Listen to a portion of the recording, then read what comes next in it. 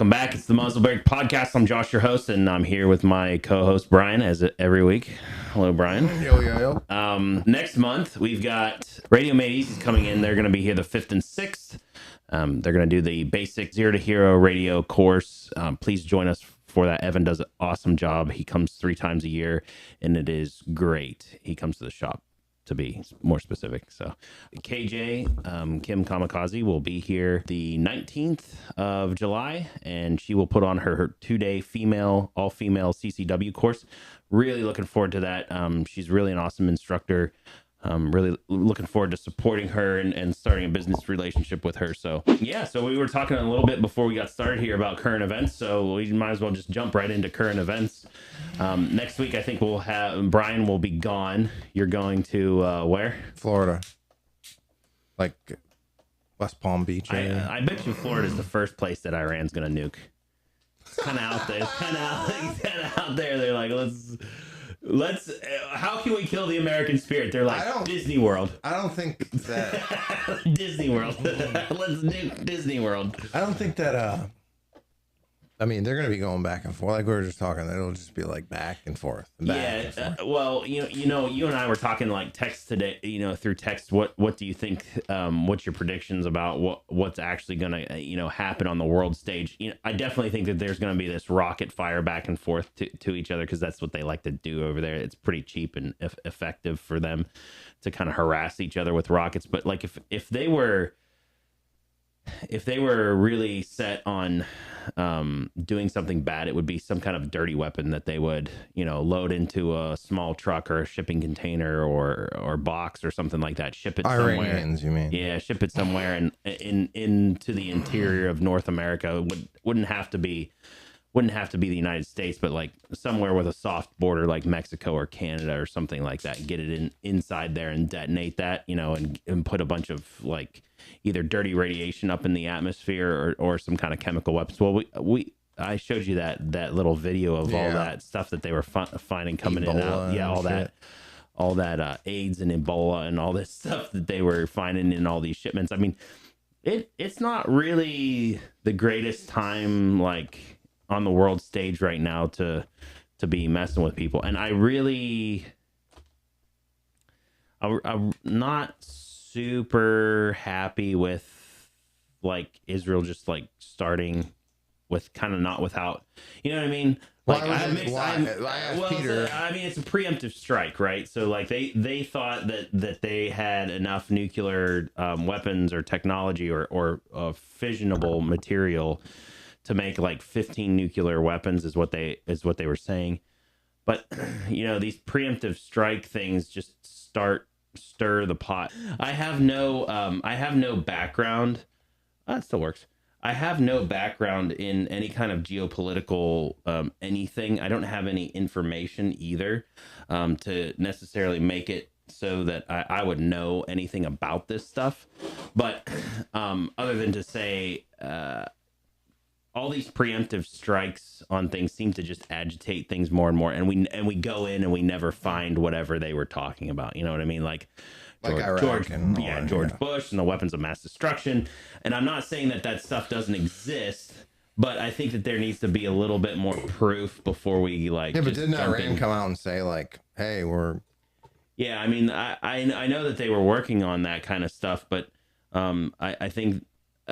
Again, I'm not a sympathizer of.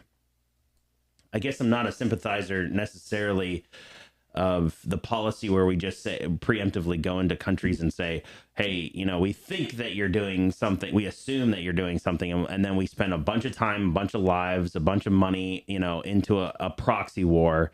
I'm not a fan of that. It doesn't matter if Israel starts it, if Ukraine starts it, if any of these people start that kind of stuff. Now, acts of aggression where people invade inside of countries, okay, we got a little bit there that we can help out, but we like to jump into proxy wars, and our founding fathers really didn't like that kind of stuff. There was a lot of debate within the political parties early on, the war in Indonesia and the Philippines and whatnot, against the Muslims back, and we sent a bunch of Marines there.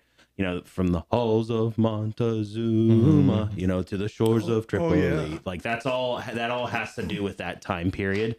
And there was huge debates about getting involved in that war, because it really kind of wasn't our war, but we kind of ended up involved in it because the pirates in that area were, absconding, U.S. citizens, and so, like, I think the breaking point should be if U.S. citizens are directly involved in something like that, like we have an establishment or whatever, but just because our allies are involved or having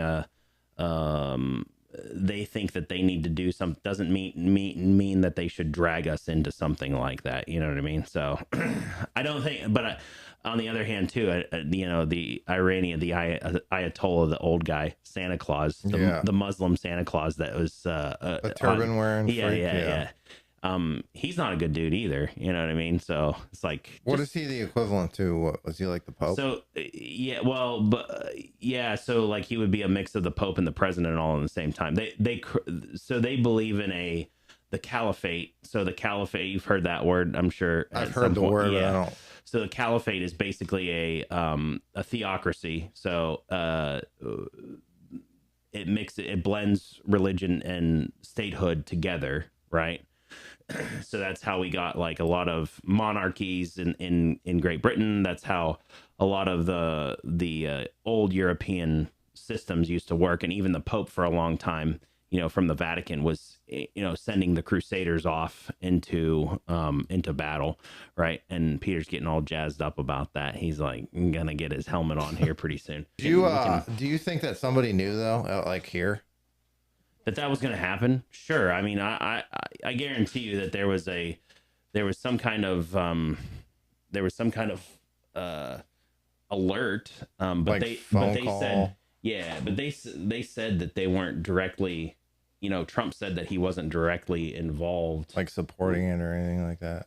I don't know. I mean, we're going to support allies, you know what I mean? But I don't think that he had too much information. I mean, assuming that Trump is being as transparent as we assume that he is, that, he didn't get a whole lot of forewarning, or they weren't involved in any of the strikes or anything like that. So, but now, unfortunately, we are involved in that, and I didn't read that news report that you said, Peter, but you were saying that there were some ships involved.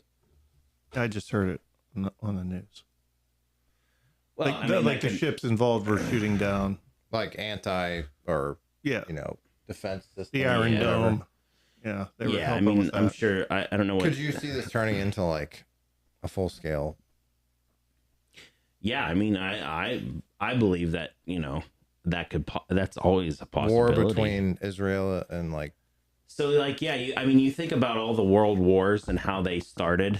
It wasn't like everybody all of a sudden jumped in and was like, hey, we're having a world war, right? Like, it started with 2 countries in an aggression, and then it multiplied to like 3 countries, and then you started seeing alliances, especially in World War II. You started seeing a lot of alliances start to happen, and once you start seeing alliances start to happen and the world starts to destabilize that way, and it's always kind of in that Eurasian area, right? Like if you look at all the world wars that have happened, and I'm not just talking World War I, World War II, I'm talking like the Prussian wars, like all the things before that, like 1800s, the War of 1812, continue on to like 1776 when we were fighting a war, but there was also a war going on in Great Britain. A lot of Americans don't understand that too. There was still wars going on across the pond.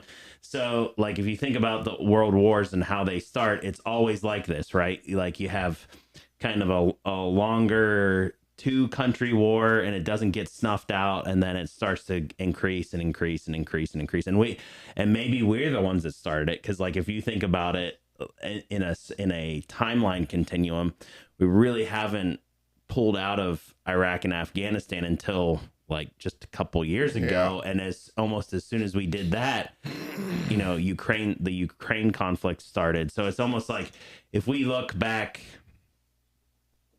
30, 40 years from this point in time, we'll probably say, oh yeah, that was like World War III. We're living in it right now. You know what I mean? I mean, I'm saying like Israeli troops on the ground or vice versa. Yeah, I don't know. So because Iran is such a closed country, I don't know what their military strength is as far as bodies go. I'm sure it's something along the lines of what like the Taliban or what was that, ISIS, that kind of number stronghold.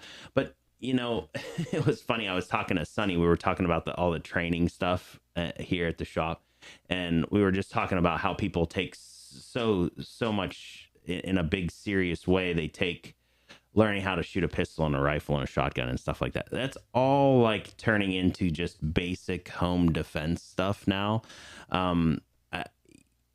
A war, even in a couple of years, or if it happens tomorrow, like a war on our soil or some big scale war, you can see how it's evolving in Ukraine really, really quickly. Like they tried to play like the conventional warfare type thing in the first few months of that, and then people started using drones, right? And so I was laughing. I was like, guys like you and Sonny and the warfighter types, dude, you guys are dinosaurs at this point, because the next war is going to be fought with like people like my kids who are eating flaming hot Cheetos, packing Zins and drinking energy drinks, sitting in a basement playing on their controllers. You know what I mean? Essentially with the drone warfare that's happening.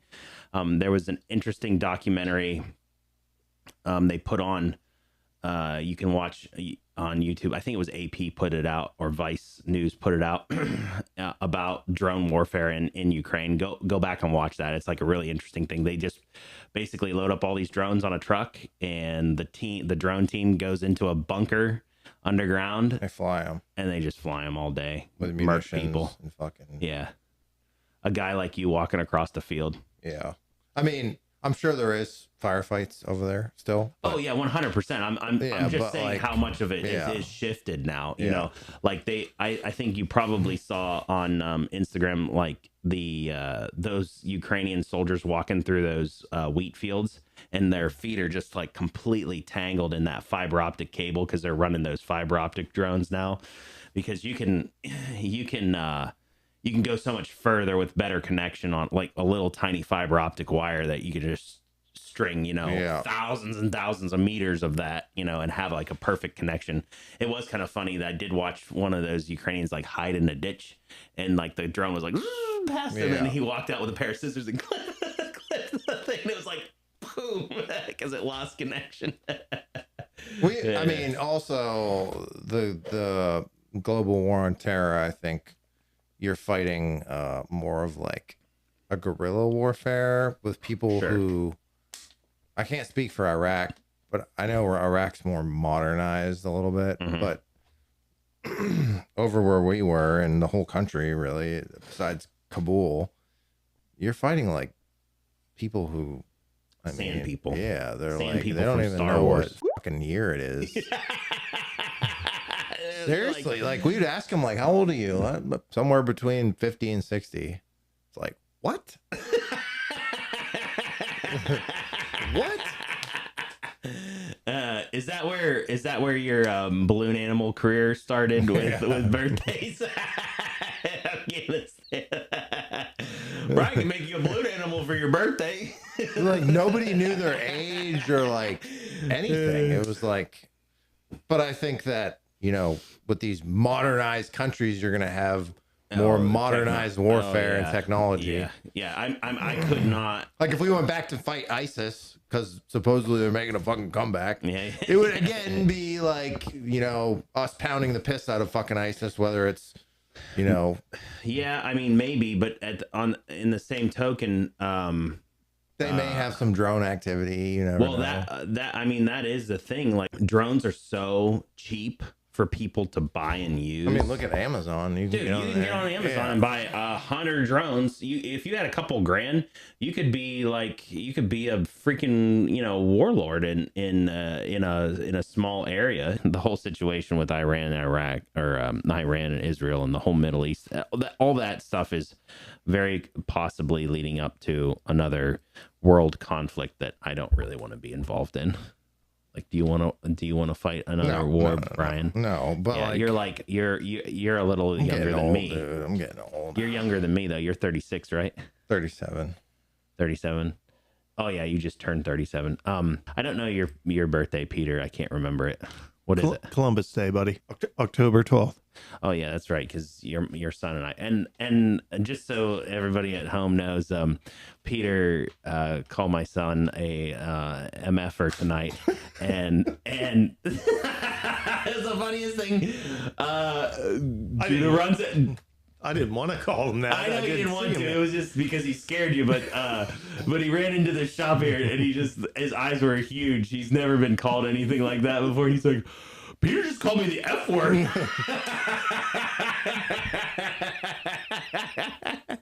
I'm like, get in line, buddy. It's not the first time you'll be. It's not the last time, I guess. It might be the first time, but it's not the last time. So, like, oh man. I mean, back to how long do you think they're just going to be playing volleyball with missiles?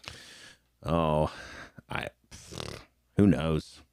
Who knows? Could be it'll definitely be all through the weekend. I hope it settles down, though. I hope that they just take their losses and go away. But I have an unfortunate feeling that it's not over. So, anyways. And then we got tomorrow is that, oh, yeah.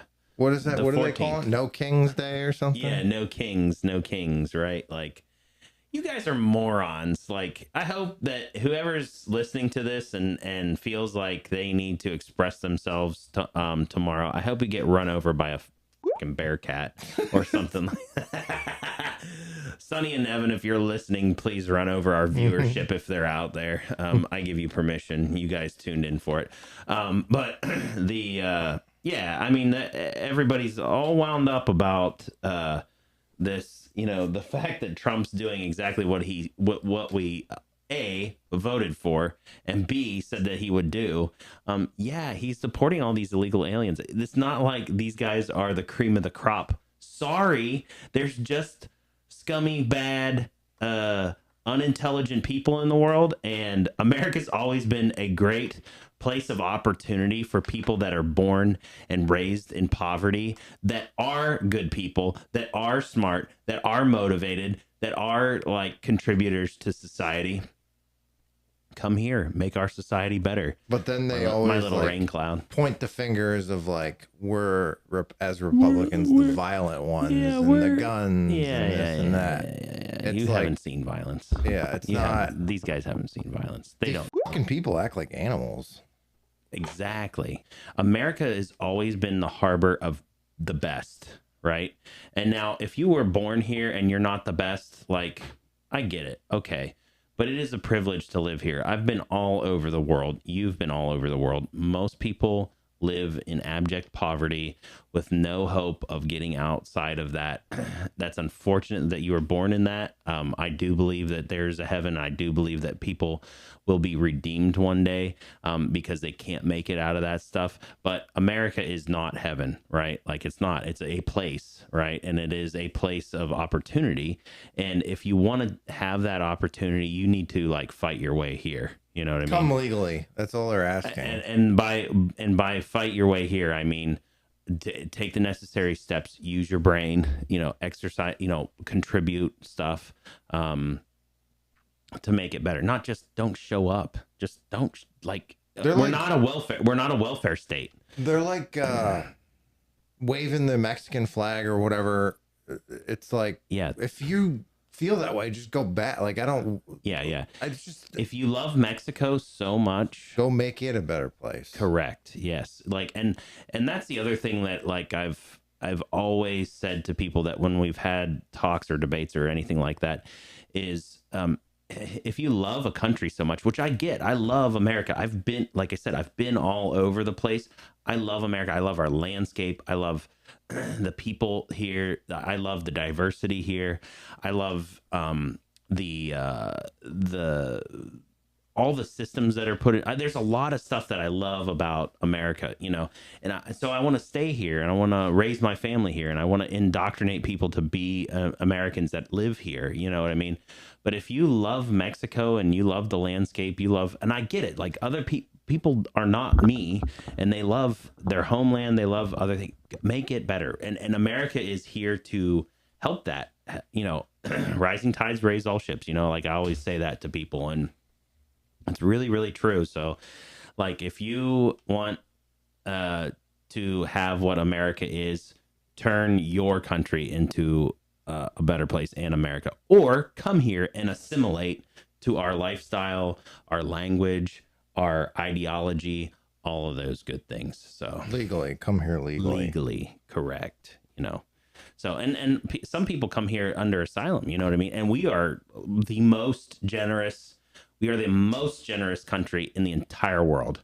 Full stop. There's nobody that's more generous than us with our medical care, with our aid care, with our with our food. You know what I mean? We like less than 1% of our population grows basically food for the world. And we've talked about this on the podcast, you know, before. But the idea that that people are like totally you know, exempt from that is just, you know, absolutely crazy. So enough with the geopolitical talk. It's exhausting. Yes. What? It's exhausting. It is exhausting. I think, you know, everybody frosts everybody up into a panic, and it's not real beneficial, like a whole lot. And we don't really have a whole lot of control over it. I just think that you should live your life and raise your family and Same with this No King's Day. It's exhausting. Oh, it's yeah. Like, get a job. Yeah. I guess we were talking about that. Yeah, go to work. Like, freaking everybody go work. Like, that's the problem. When I can remember, I don't know if you when you were a teen, Brian, but like I can remember my first.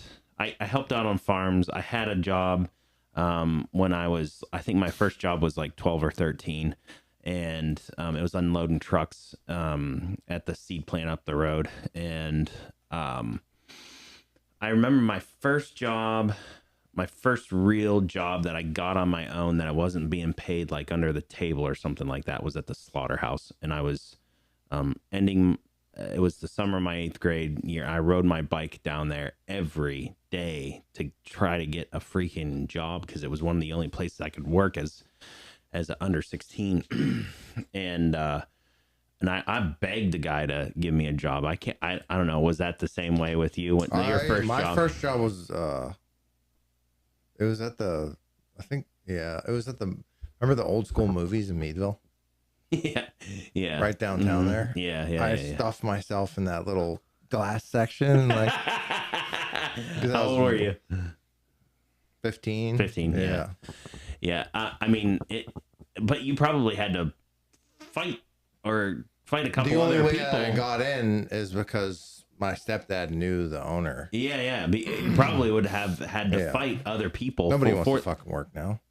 That's what I'm saying, is like you drive up and down the road, and it's like now hiring. It just makes me laugh when people are like, there's no jobs out there. No, you want a job where you make a gazillion dollars for doing nothing. Like, you got to work some really shitty jobs for nothing. Because I think back then it was $5.75 an hour. I think the minimum wage was five something. And what's minimum wage now? I'm not in the workforce. I don't know. What's the minimum wage, Peter? I don't even know what it is. I mean, like $7 or $8 or something like that. But I mean, it's $3 or $4 more. Yeah. But I mean, nobody pays that. Yeah. You know, and it just blows my mind that like people. I just remember working so hard as a teenager just to get a job and just to get a little bit better job. You know, then I worked after the slaughterhouse. I went and worked at the outlet malls at the Black & Decker store. You know, and I helped manage a video store around there at the same time. But like it motivated renting me. Movies? Yeah, it was Blockbuster. No, it was a privately owned down here in downtown. I worked for porn. What? Porn. What? No porn. There was no porn. This was a really small video store, but Family Video had it. That's funny. Was it a restricted? Was it a like? Yeah, it was did like have a different section or whatever. You had to walk in the back. Did you? How many times did you go in there? A couple. I never rented anything. You just wanted to see. Look at the picture. Yeah, because they're like high school, like, oh, let's go look at the pornos. Yeah, you're the reactor theory again. Brian's looking down into the. I remember like going there renting. I remember renting video games. Yeah, I remember that too. I remember Battletoads when it came out for NES, and everybody had like in like our town is small, so like we had 3 video stores, which blew my mind that we had 3 video stores. But you'd go and a popular game, you'd be like, oh Frank, When's Frank it come down, back? yeah, who's got it? I'm gonna go beat, you had to go down and knock on somebody's door. Hey man, when are you taking that back? Or like a new movie came out you wanted to see. Yeah, and like they'd only buy like one copy, But I'm sure that in Meadville there was like a whole lot more. Blockbuster first, and then Family Video. Mm-hmm. But like, I remember growing up being like, "Hey, let's go rent a movie tonight." Oh yeah, it was a big deal. Yeah, it was a big These freaking kids deal. Fucking have no idea about that, Yeah, and it shows. You don't have to do shitty jobs, and you don't have to go to shitty video stores to deal with shitty people that like are trying to make your life miserable. You forget to take a video back, and then you bring it back, and you're like, you owe $78. $78? I don't make $78 a month. Dude, I remember being like on Friday or Saturday and like being excited to go to Blockbuster to rent like a movie. Get pizza. Yeah. And they had like a little candy section. Yeah. You just I couldn't wait. What about you, Peter? What was your childhood like? It was great. Yeah, you were definitely the silver spoon child in this room. I was a mistake. We've been through this. You were a mistake? It was like an only child, in junior high years. Oh, really? Your sisters were like they were all way away at before. college. Oh. Yeah. That's great. So you were a brat. You were a freaking brat, weren't you? No, You son of a bitch, you didn't pull out.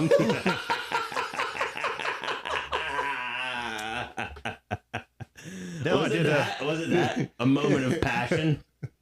No, Your mom was so mad. I don't know. I didn't talk to him about it. Yeah. They're like, you never were curious, like, how did this go down? Did you and Dad get into the peppermint schnapps one Christmas? No, he found out I was a boy, so he was happy. So. Yeah. October, so that was February. You were a Valentine's baby. That's what it was. Yeah, maybe. He wanted to freaking dump full clips into your mom.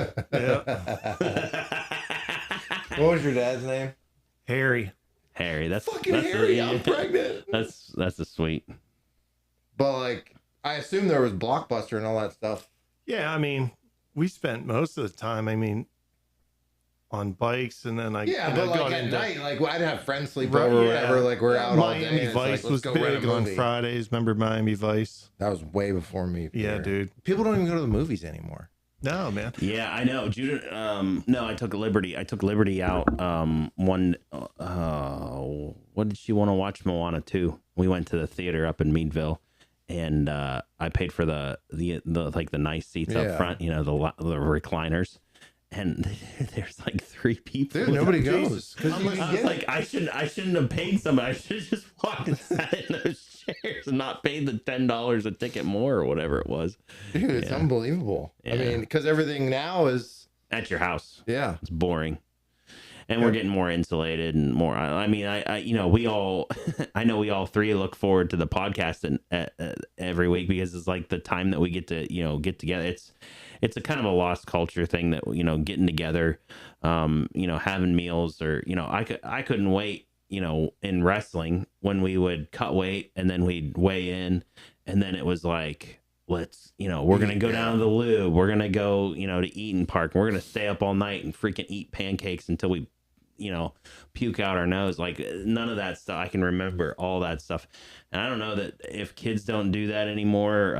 Do you go out and ever see like groups of teenagers like together and anything like that? No, I don't even like I talked to my wife about it the other day. I'm like, I'm surprised malls even exist anymore. There's only a few left. I mean, you walked down the outlet malls lately? No. And dude, it's like a ghost town. I can remember they'd have the weekends. I hated working there because like the Canadians would come down. Yeah. They'd come down and they would just absolutely swamp that place. There were just tons of them. They'd be buying lawnmowers. We'd be packing shit into these tour buses, and I mean, they were. But you never see that stuff anymore. It's just like so. Like, what does everyone do now? Yeah, put in the comments below what you do, dude. I think I left here. It was like 3 or 4 weeks ago, and I stopped. My cousin owns a bar in Meadville. I think I'd worked a Saturday or whatever here, and I stopped, and I was like, I'm gonna get something to eat. So I got a beer and just waited for my food, and I knew one of the bartenders, and it was Saturday night, and there was 3 people in there, and I said, and this is like 8:30 at night. I'm like, yeah, what is going on? Yeah, like she's like, this is how it is. Nobody goes out anymore. It's Sonny and Evan are hard on the DUIs, man. They'll get you. But dude, she's like, it's the generation that people they don't congregate. Yeah, they don't. Everyone just stays home, or like, they were just talking about that on I watched that Clarkson Farm with Jeremy Clarkson. He bought a pub like this last season. It was he bought this pub, and he was saying all these village pubs are going away, and he's like, can you even call it a village if you don't have a pub anymore? Like that's their social gathering place, and you think about it, like, yeah, I mean, when we first bought our farm here in this township, when we've got like 500 people in this township, there used to be a Grange, and we'd go down to the Grange and vote and do all these, just town meetings and things like that, or township meetings. And they used to, I can remember as a kid, they would have square dancing there, and they would have like a whole bunch of other stuff, going on at the local Granges, which were kind of like, almost like the VFW, the pub, all these things, all these places are just like going away. It's really, really unnerving. It's scary. So like, get out and patronize these bars and socialize. Like that's the other thing too, is like, we have it, everybody in the training industry too is, I don't see groups of friends sign up for training classes. It's always just one, individuals, and it's just a shame. So whatever. It's strange. It is strange. We need to be countercultural, like the isolation culture that they've had. We need to stop that and get back to bring back Blockbuster, dude.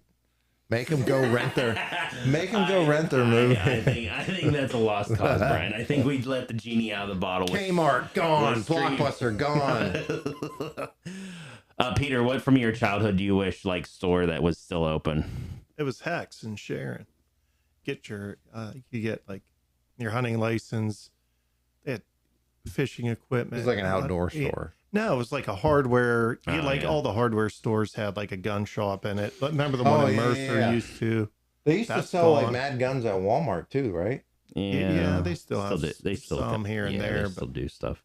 I did ship a gun today to a pharmacy in Texas, so there's definitely something going on in Texas where you can get like your boner pills and Glocks at the same time. From if I had a pharmacy and a gun store in one, it would be from cocks to Glocks.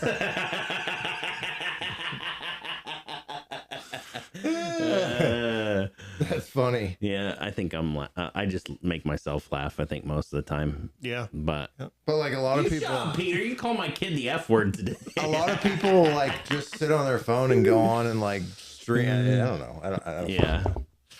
So, anyways, yeah, I bought this week, and it's freaking awesome. I wish Smith & Wesson would do this stuff again. I called them out on social media. This is a pre-29 or pre-28 Smith & Wesson Highway Patrol 4-inch. Elmer Keith had a lot to do with the design of this gun from the 3844 to the 2819 series. So I really love this gun. They only made like a few thousand of these, and they only made them for 1 year in the five screw version. This gun's super tight and it's really awesome. And Clint Smith, we were texting about it, and he wanted it, and I'm sorry, Clint, but this one's going in my collection. I love you, man. You've always been a big, huge supporter of mine, but yeah, this one's going home with me. So better luck next time. So But yeah, I love seeing the American craftsmanship stuff going on. And here in a few weeks, we got a really big announcement for you guys, and I'm really excited. So stay tuned for that. And we'll have some people that I've been working with for like the last 8 months on. You guys will be really excited to see and talk to, or we'll talk to. So I'm really pumped up for the future here. Don't continue to just like obsess about the bad things that are going on, guys, and we'll see you next week. Okay, See ya. bye.